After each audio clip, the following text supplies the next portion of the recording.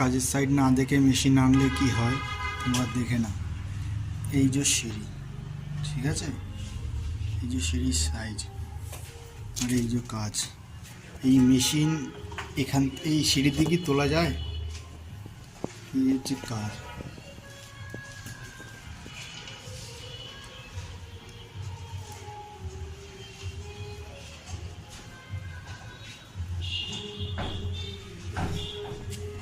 এর মধ্যে কোথায় কাজ করবো, আর পুট্টি করা নেই, ঠিক আছে, জলের ট্যাঙ্কি নেই, ঠিক আছে,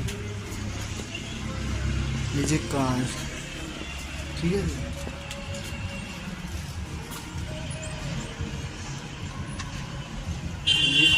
এইখানটায় পুট্টি উপরে রং হোয়াইট সিমেন্ট মেরে রেখেছে, এখানটা কী করবো,